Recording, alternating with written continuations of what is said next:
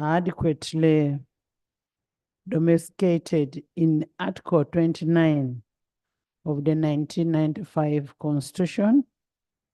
The theme of this year is journalism is a face of environmental crisis.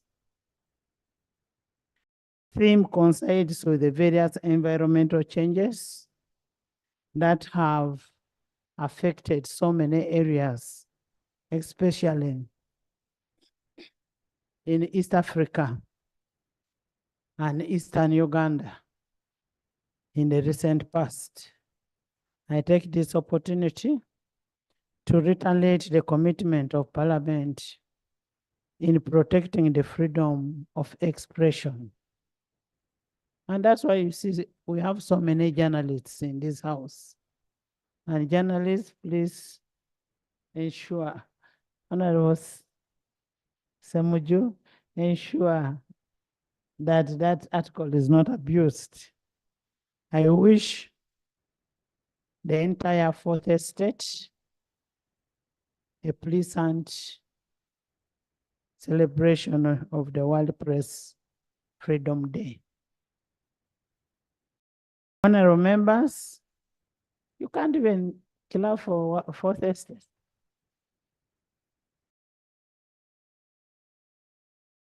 Honorable members, by now you must be aware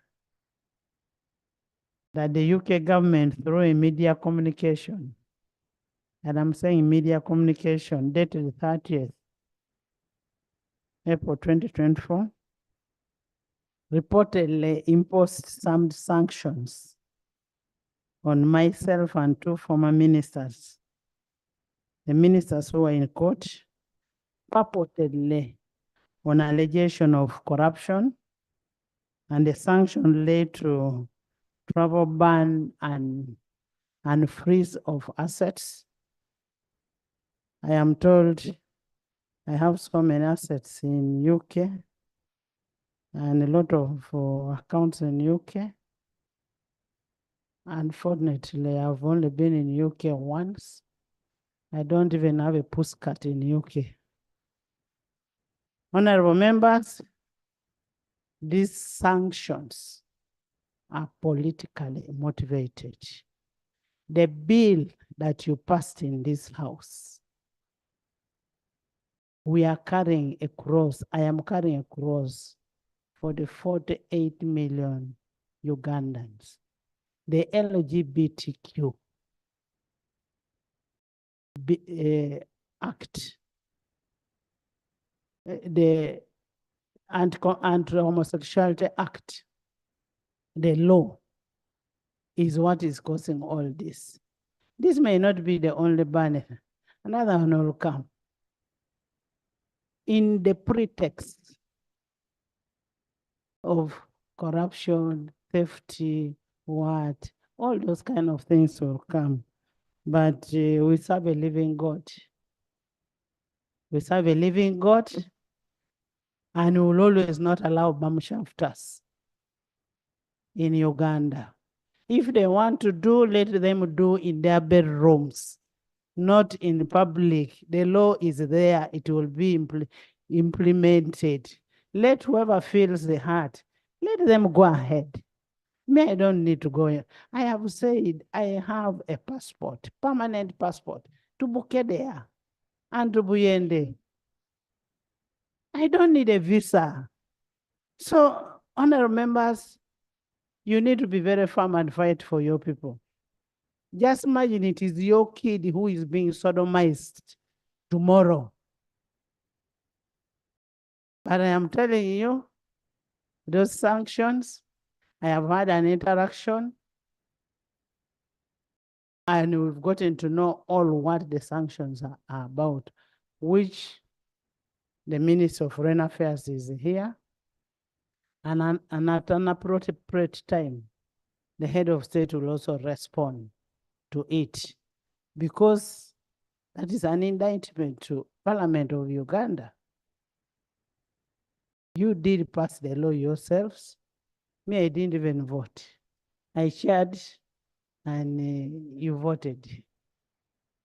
So I am not worried. And if they feel I have property, go and freeze them and see if I will complain. Even a postcard you can. I would like to categorically tell you that international backlash will continue. But one thing we need to do is to have respect for each other, respect for people's values, the traditions, the cultures of countries. We're a sovereign country. And those who are writing reports are writing reports because they want to do accountability. They want to do accountability. I have not said no. I have not said it.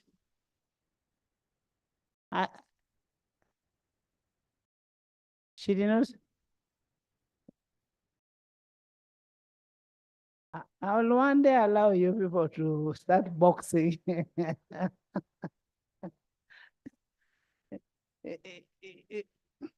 Honorable members, we need to safeguard the sanctity of this house, of this country. If we cannot do that, then we will not be doing what is expected of us. And whatever we are doing for the 48 million Ugandans out there. And in a special note, I really want to thank Parliament of Uganda for passing that law.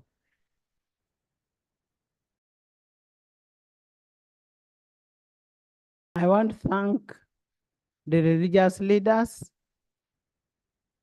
I want to thank judiciary for upholding the decision. I want to thank the president for assenting to that law. That shows you how much he values the family values. And I want to thank all the Ugandans.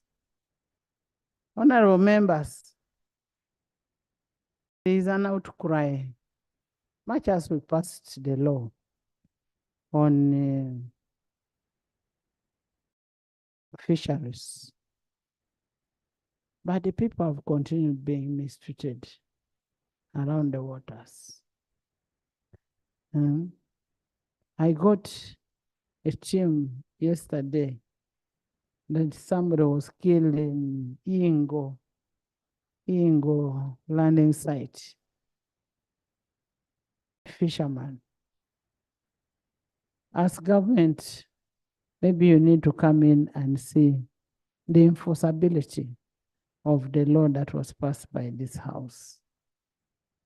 Because the people who are being killed are our people.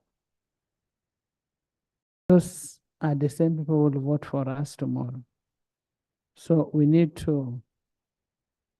we need a response to that effect. Because it's not only in one island that they are complaining, not only in one fishing area. You will find that Honorable Mulimba, he just can't talk because he's a minister, but he's suffering down there in his place. But we'll need a response from government to that effect. Today, we are going to look at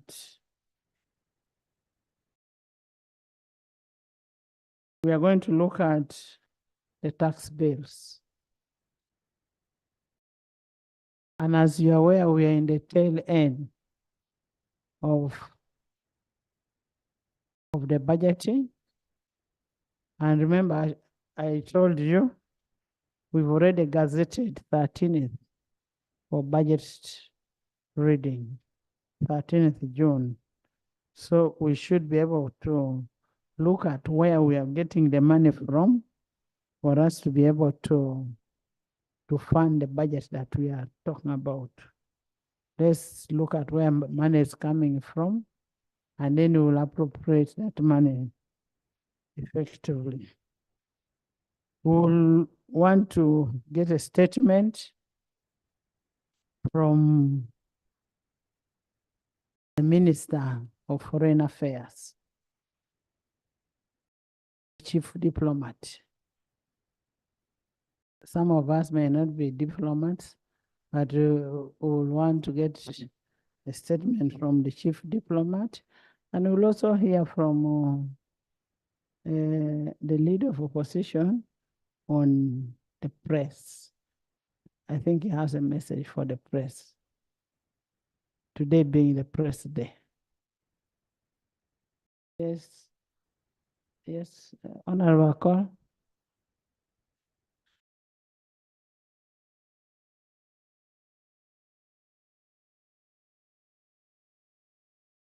Right Honorable Speaker,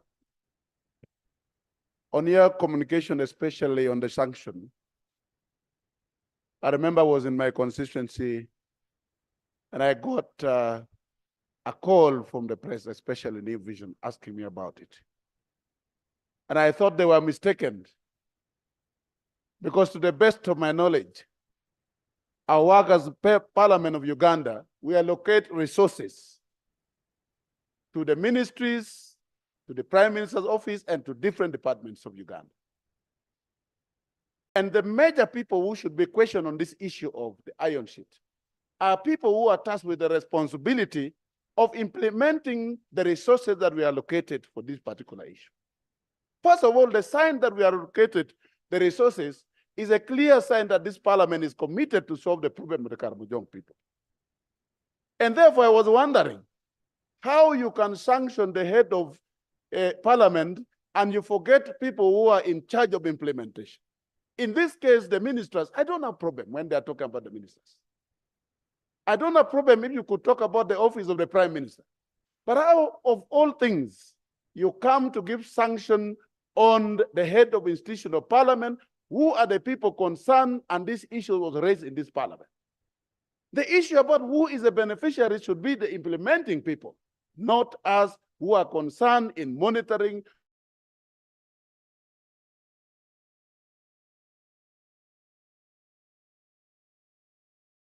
for our Minister of Foreign Affairs and for the head of state to make sure we get serious as a country so that our sovereignty should be protected as a country. Thank you very much. Thank you.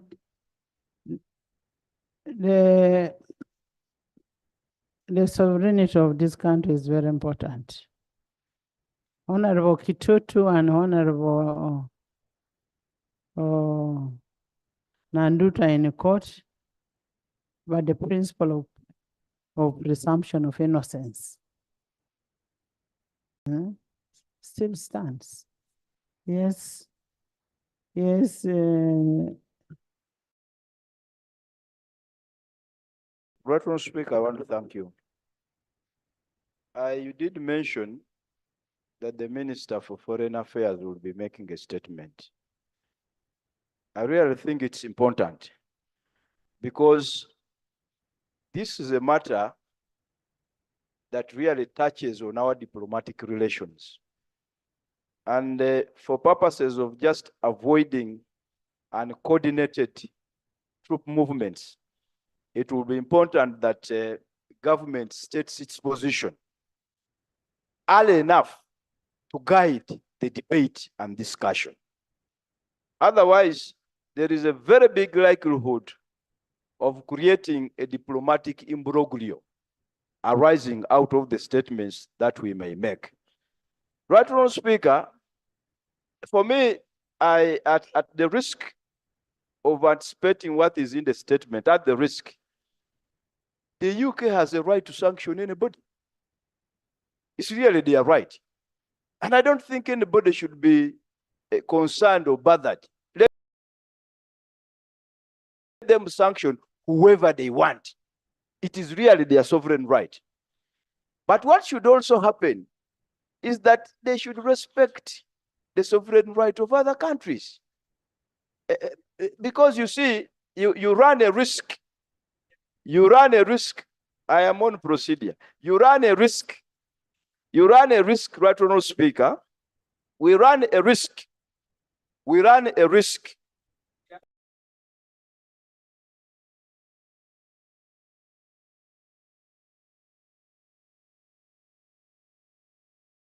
of undermining each other. So, right, Honourable Speaker, the procedural issue I raise is whether it is not procedurally right for the Minister of Foreign Affairs to first adumbrate the position of government before this matter is debated.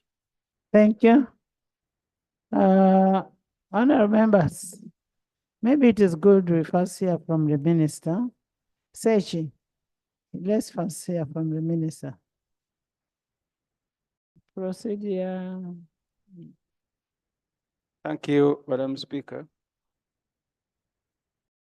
In your communication,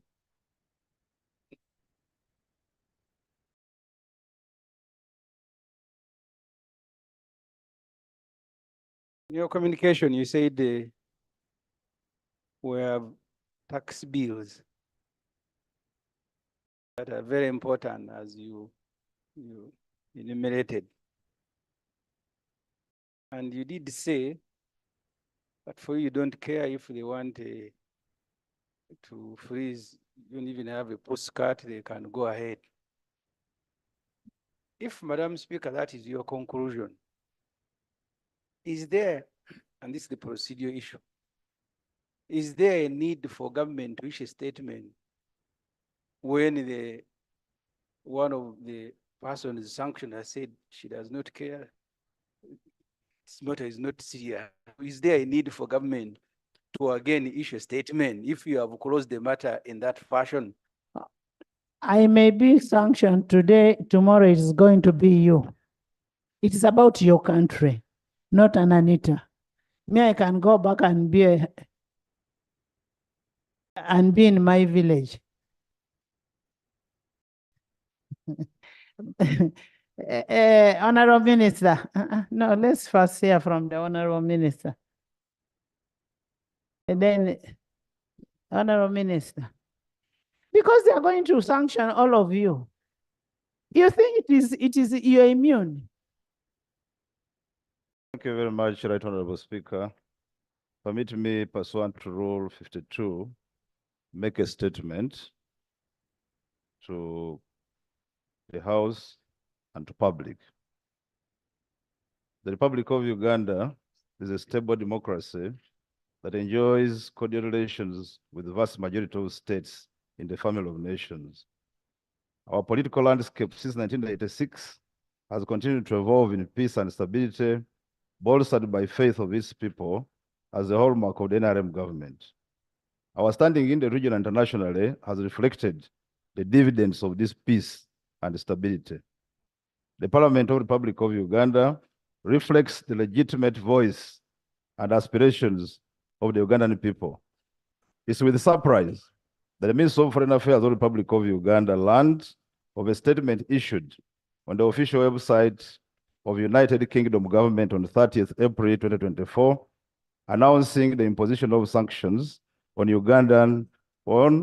open quotes, Ugandan politicians charged with corruption, close quotes.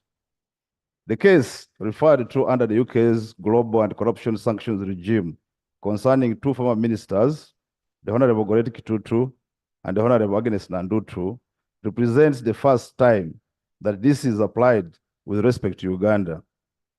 It glosses over the fact that the two cases mentioned had been uncovered by government's own investigative agencies and are currently being handled under Ugandan courts of law. The two on the charge sheet, therefore, remain under presumption of innocence until proven guilty. The third person mentioned in the sanctions regime is the Right Honorable Anita Mong, who is none other than the Right Honorable Speaker of Parliament of Uganda, who has not been charged by Directorate of Public Prosecution in the above-mentioned cases. We therefore seek to find rationale for actions taken by the British government in this sanctions designation. The Minister of Foreign Affairs looks forward to engaging with the British High Commission in Uganda and indeed Government of the United Kingdom, with whom we maintain cordial relations on this matter, while mindful that sovereignty remains a cardinal principle in the bilateral relations between the two governments and nations. I thank you, Honorable Speaker. Thank you. Yes,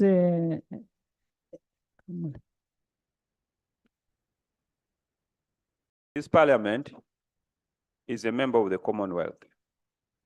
Today, as we talk, you are the chairperson of the Commonwealth's presiding and speakers conference. The action of the UK government violates the principle upon which that institution is established. This parliament and the association need to express their displeasure because, Madam Speaker, this sanction that is not based on any ground violates the tradition, the setting up of the institution, and it borders on the UK government violating the principle and the rules of engagement. And we, as citizens of Uganda, and who contribute to that international organization, we need to express our displeasure.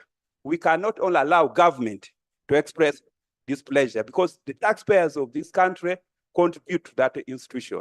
And you now, you are not only the Speaker of Parliament of Uganda, you are the head of the presiding officers and the Speakers Conference.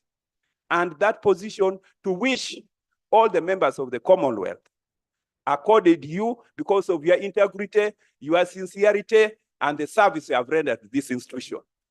And therefore, these sanctions questions the participation, and all Commonwealth parliaments need to raise their voice because it brings double standard of the UK government and our participation. Whereas we receive development support, but most of this development support alone to which the taxpayers of Uganda pay, this needs to be put on record. Therefore, Madam Speaker, we request the Minister of Foreign Affairs to engage the government of UK and other Commonwealth members to express our displeasure.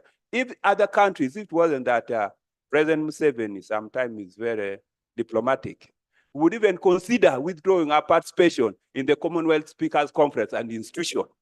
Because as of now, you coordinate the entire operation. How can they use, in the UK, the Conservative government do not believe in homosexuality and lesbianism. In the US, the Republicans don't believe in it. So this double standard must be rejected, and we need to communicate to the people of this country and to the world. I therefore propose that the Minister of Foreign Affairs, without wasting much time, need to engage at more high level, and we express our displeasure as the Parliament of Uganda. I beg to. Thank you. Chairperson CPA. Thank you, Madam Speaker. I just wanted to, actually, at first when I was raising, I wanted to put Honorable, to inform Honorable. No. Same with you. That Parliament of Uganda is a member of the Commonwealth Parliamentary Association, and Madam Speaker is the president of the branch. For that matter, it's very important. There's an order.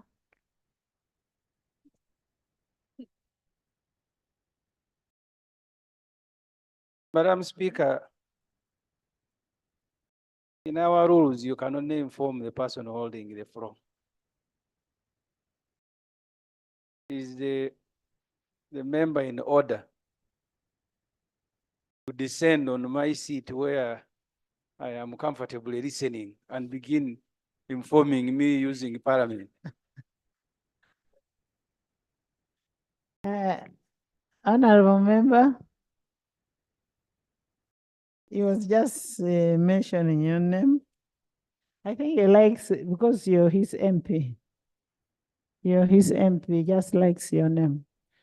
Honorable members, I am the chairperson of CPA, Commonwealth Parliamentary Association in Uganda.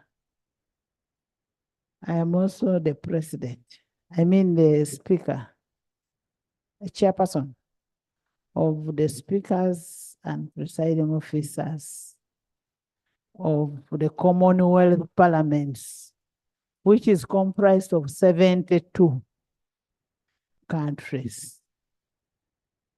When we invited our friends to come for CISPOC, they did not come. And because of the law, and they wrote to us that they're not coming here because of that law. unless we're ready to withdraw, and which was okay with us. We did not miss anybody, and I want the Arab world, all of them came. All of them came. And I want to thank you for the work you did when you went to the Arab world. Honorable Minister, you need a more comprehensive statement. Comprehensive statement. You get it? Only this. You will find that some of these people are conflicted. The ones who are signing these documents are conflicted. And you know it. It's not a secret. They are conflicted. You know me, I'm not a diplomat, where you may be, but you know it. Yes, Pap. Thank you very much. Right Honourable Speaker. Let you. Right Honourable Speaker, that gentleman was giving information and that information was done. And the person who was... Pap. Let the CPA first speak, then it comes to Pap. Thank you, Madam Speaker. I started with informing, but I was informing the House anyway. But my argument was that I think the sanctions were in bad faith. For starters, being that she's the president of the branch, she's the representative of this parliament in every CPA activities, at least related to the CPA Parliamentary Association. And CPA Parliamentary Association, we are signatories to the Commonwealth Charter.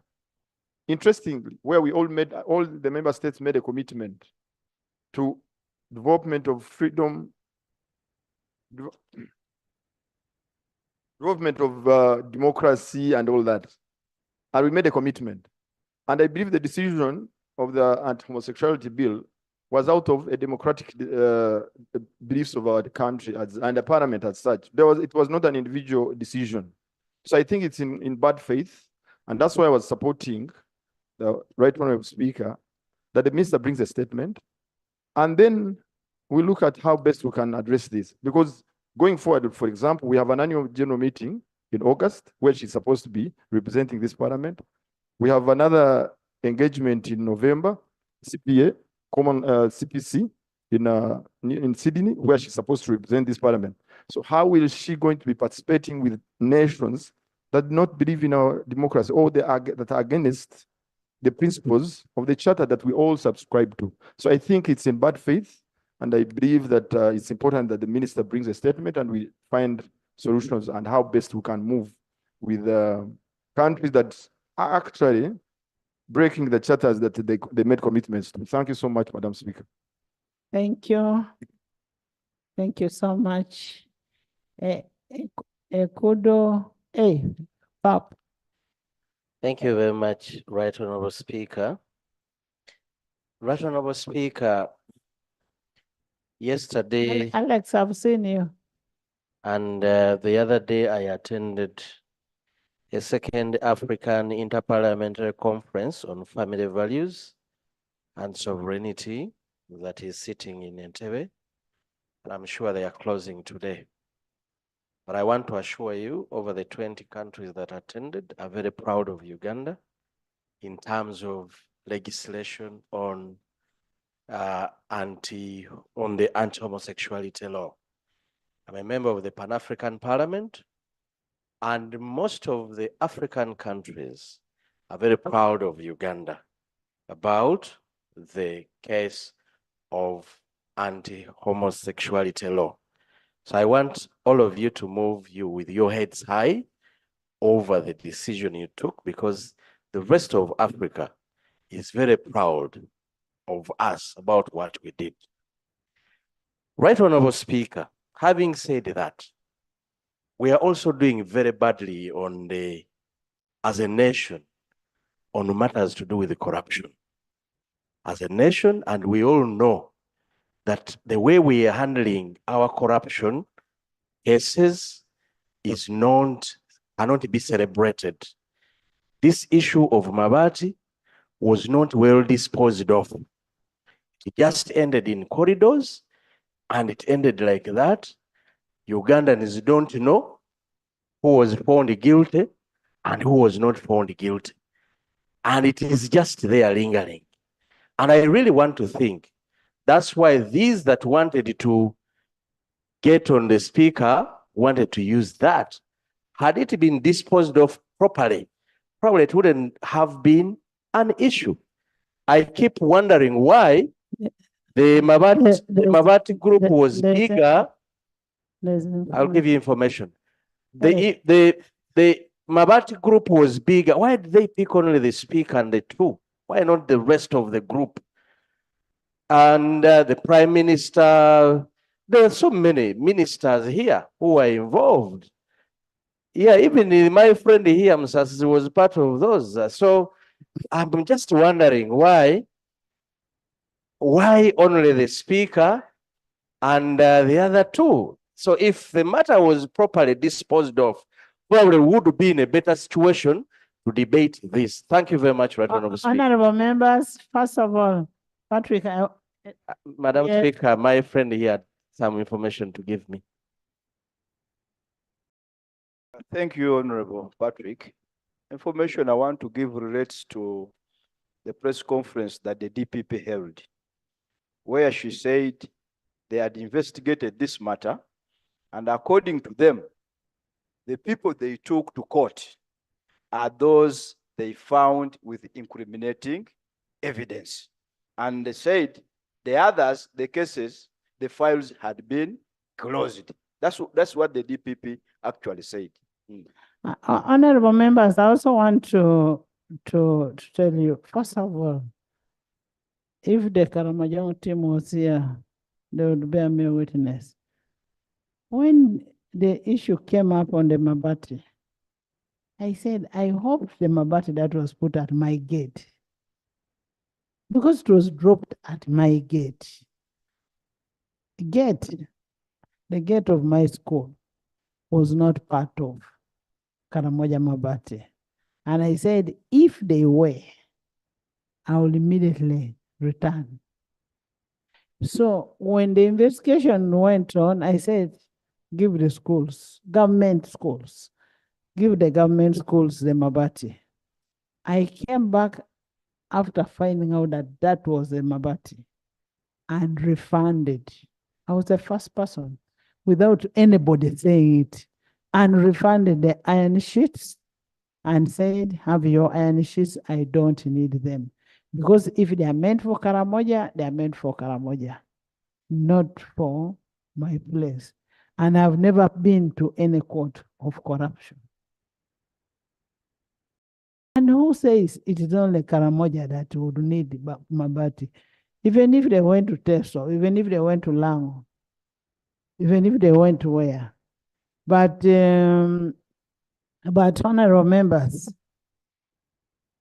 honorable members, this is a test on us. A test on us, which we must prove. Ekudo, Dakas, Sechi.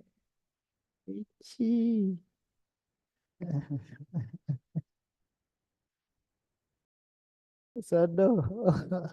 Thank you so much. By the Madam way, Speaker. Sechi is one of my good friends. Thank you so much, Madam Speaker. Being somebody who comes from Teso and a member of parliament from Teso, and when you hear about the issues in the TV, talk about the speaker, I feel bad because I come from Teso. I come with her in Teso. And if something goes wrong, I think the objectives of the Constitution of the Republic of Uganda 18 allows the Ministry of Foreign Affairs to handle this matter. But sincerely, the Ministry of Foreign Affairs is just keeping it quiet. Today, He has made a statement today when the social media has already damaged somebody's name. No, this is not good. So for us as members of parliament for Teso, we feel about it and we condemn those issues. In case somebody is wrong, why do you leave other people who were taken to court and you bring somebody who was not taken to court? Foreign Affairs, please wake up. Honorable Dakas. Madam Speaker, thank you for giving me an opportunity to just make a contribution on this issue, which I haven't spoken on for a long time. Honorable members, let's not attack the Minister of Foreign Affairs. What we need to do, but Honorable Minister of Foreign Affairs, Honorable Ekudo is right. When you heard this, you ought to have responded instantly. That is what we pay you for, to do the diplomacy. Before the undiplomatic people come, you should have done your diplomacy, and then you come to this house and tell us, this is what I have done. Now, you'll get an undiplomatic person who will say, maybe the person who signed this document is himself. Thank you, Madam Speaker. Madam Speaker, the point you just made is really an important point. Ever since we passed this law, for me, two things have not happened. One is that we really have not engaged the West diplomatically. I can tell you the majority of the world is on our side, even in the West, but we are not engaging properly. We are losing markets because of this issue. And those markets, we can redeem them if we were collaborating with our allies on that other part of the world. So it's important that the Minister of Foreign Affairs takes his job responsibly and engages the rest of the world. Secondly, even after we have passed the law, we continue to hear of children being abused in this manner, and yet you never hear of any arrest. So really, what's this law for? If we have a law, we should allow the law to begin to bite. In any case, we're already being beaten somehow. So I think it's important that we are acting with our two-edged sword. We should be engaging the West because we do have allies there.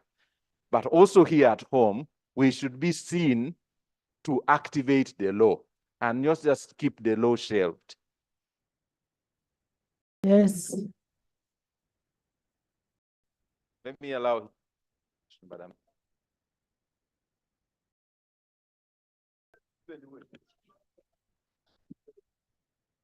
He has given way. I don't know why you are complaining. He has given away. The information I want to give is a point of law that I want to share. The Supreme Court has said when a law is being challenged before the Constitutional Court, you cannot charge a person under that law.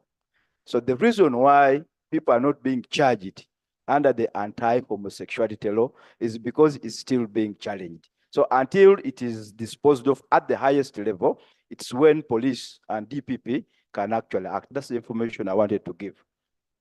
Thank you for that information. And that's a good education for me. Madam Speaker, the other thing I wanted to make remarks on based on your communication today is on the issue of malaria. We know that malaria continues to be the largest killer of Ugandans. And I know that the Ministry of Health has made significant efforts towards prevention.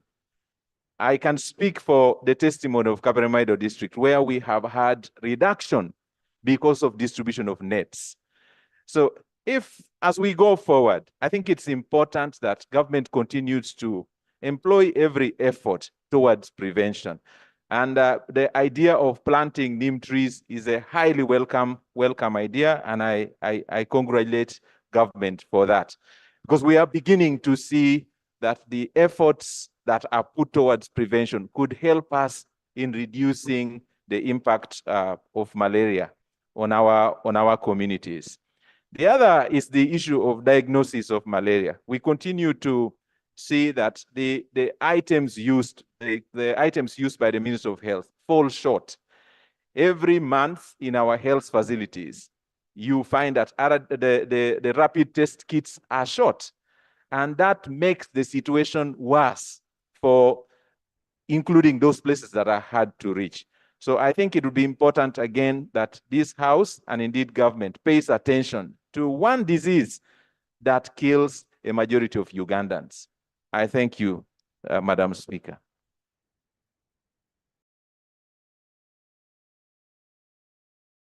Thank you so much. Honourable members, maybe just as information, as you do budgeting, as you go for budgeting, the executive of this country is very passionate. First of all, thank you for going to watch football the other day. And it is an agreed position from this budget that we are making, that the money for the stadia that are to be built is supposed to be in this budget without fail. Without fail. Say, Chi. Thank you very much, Right Honorable Speaker. Right Honorable Speaker, I share your concerns and the concerns of this House about the sanctions that were imposed on the head of this very institution, the Right Honorable Speaker, Anita, and two other former ministers, Honorable Chitutu and Honorable Agnes Nandutu. Right Honorable Speaker, I was in this House when we passed that anti-homosexuality law. And I can assure you, we as Parliament, we stand together on issues of morality of this country. There is no doubt about that. And I think each and every member of the House, you can't say it is the Speaker. It was a collective effort of the entire House.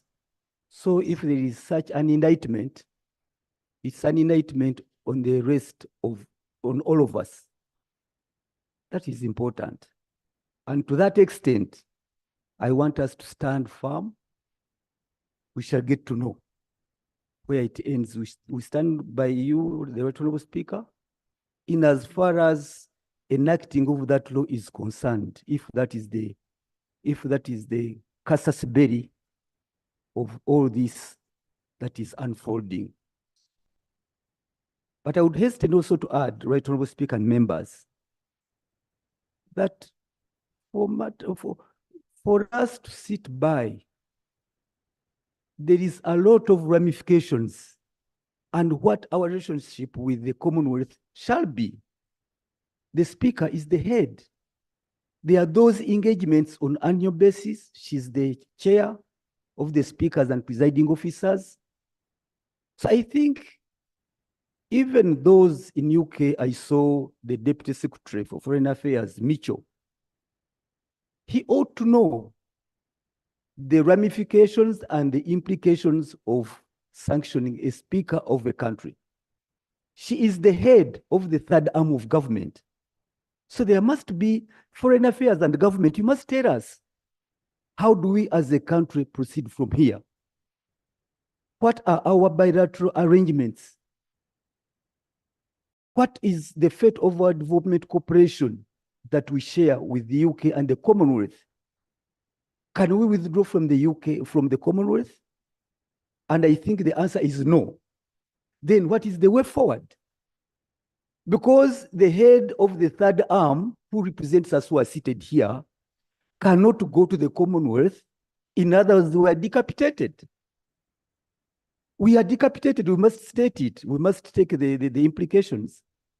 How are we going to engage with the other 56 other countries under the umbrella of the Commonwealth. So it's a question that we must answer, and government must answer that. It was peculiar that the president even chose to keep quiet about it the other day at the Labour Day celebrations, because it isn't as easy as it comes. It isn't, honorable members. There is some weight on it. And I don't want to think that UK was not aware of the backlash of the fallout in all this. And to me, Right Honorable Speaker, it yet presents another opportunity on how, as the Honorable country, Minister, I hope you're taking notes of what such is. Right. on how the country is proceeding on the question of corruption. To have your speaker sanctioned on account of larceny is such a grave matter. What is the rest of the country now? Probably, I think they are now touching on the speaker to tell us as a country, how we are proceeding. A speaker of an institution, the third arm.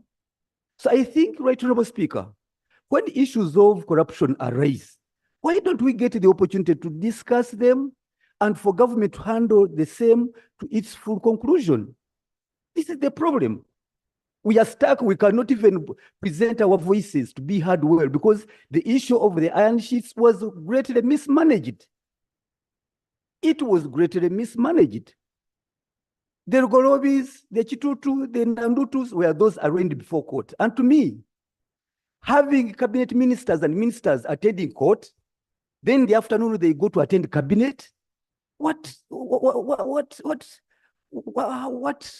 indicators are we giving to the international community? So for me, on the question of homosexuality, I want us to disaggregate it. That one we all stand together. But on the question of corruption, honorable members, I beg your indulgence, that we must tackle it. We can't let it go.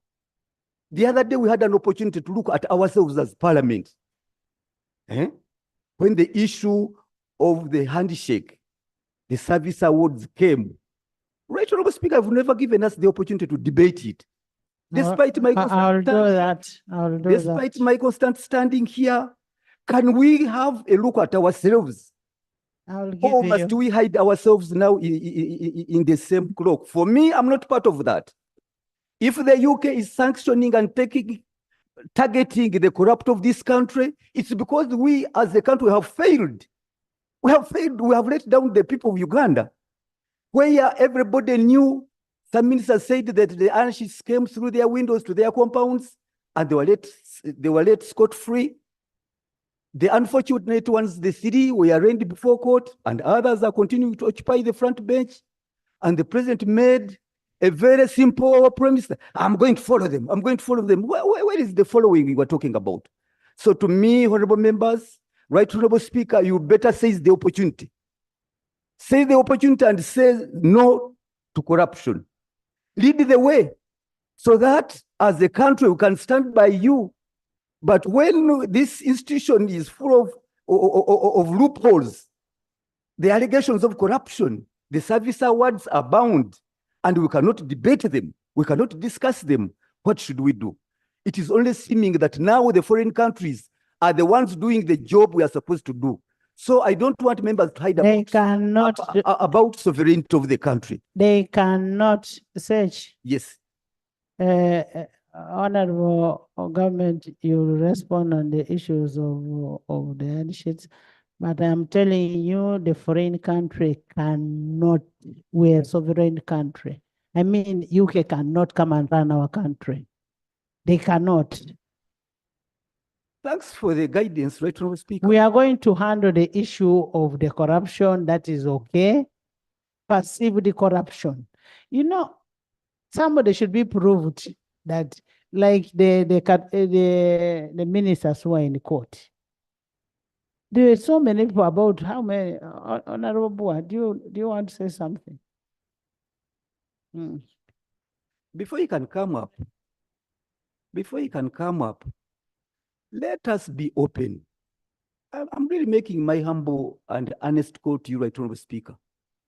Let us start with ourselves. We cannot continue hiding we are condemning other foreign countries when we have let down this country. The other day they said you are corrupt to pass the RAPEX bills. Were you corrupt? Were you bribed? Who was bribed in this house? Right, Honorable Speaker, there No, I'm was asking, I'm not asking you, Sechi. I'm asking members, who was bribed in this house? right, Honorable Speaker. You see, you know, Sechi, people will say whatever they will want to say, but what matters is, have you proved what it is? Have you proved? You say information, my brother. You know, colleagues, it is very important that we look at international relation and international law. Whereas we relate and need each other, at the end of the day, every country protects its interest. And the information I want to give you on the ICC, for example, the US citizens, the UK citizens can commit crime, but have not assented to the ICC. They try their citizens in their local countries, in their local legal systems. So we need to ensure that we build our systems, support it, and never surrender other international systems that do not meet our interest to take charge. To me, that's really the position. The US government, an American can commit crime here that warrants ICC. A UK citizen can commit a crime, but they will be tried in the US, and the judicial procedure will be implemented according to the laws of US and UK. The same we should do according to our legal system. If it is weak, we should build it and strengthen it. That's the information I want to give you. I thank you, Honorable Elijah. You also have only something. a small one, only a small one. Honorable Geoffrey Kanya. There's a procedure matter. A small one, as I Thank you, the Right Honorable Speaker. I rise on the matter of procedure on our rules of procedure 73. Issues about iron seats. Members of Parliament were willing to debate it. But when the matter went to court, we were debarred. It is not that maybe MPs wanted not to discuss this matter about the loss or any misappropriation of the iron seats. I find it for us to engage again so much on the issues about the iron seats of Karamoja, and yet the matter is still even in court, not yet concluded. It is like we are in sub judice. We are breaking our own rules. But again, even for somebody to write an indictment on one of us in this parliament in regards to iron seats, it is as if that person is not following our rules and the laws. Parliament of this country, which you are the chair, we have the rules. We move with our constitution. Article 79 prescribes very clearly our parliament is constituted. We have been mandated to make laws in this country. And it's affects somebody understanding to say that if this country, Ugandans, members of parliament, have made a law, which that law they feel is right for them to govern themselves, and somebody should be referred to.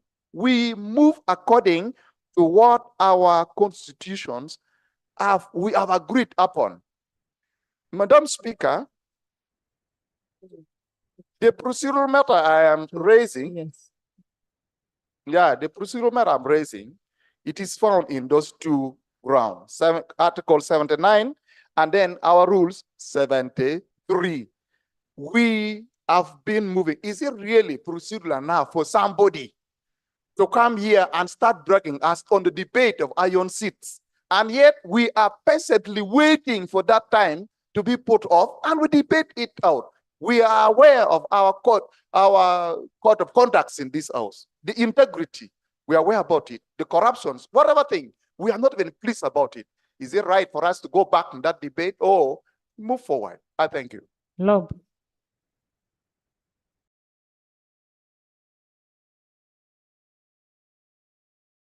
Thank you, Right Honorable Speaker.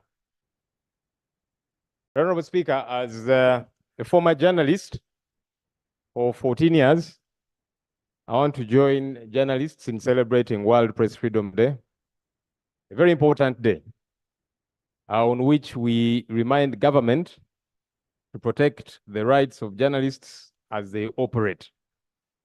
Sadly, though, many times they face a lot of brutality from the state, which should be protecting them as they do their work. Our hope is that we can get commitment from government on this particular issue, but also to call upon the employers of these journalists, because as the state brutalizes them, their employers in one way or another ill-treat some of them, poor pay and all of these issues that need to be addressed. So hopefully this day is a good reminder to all the stakeholders to treat journalists with respect and to empower them as they execute their mandate.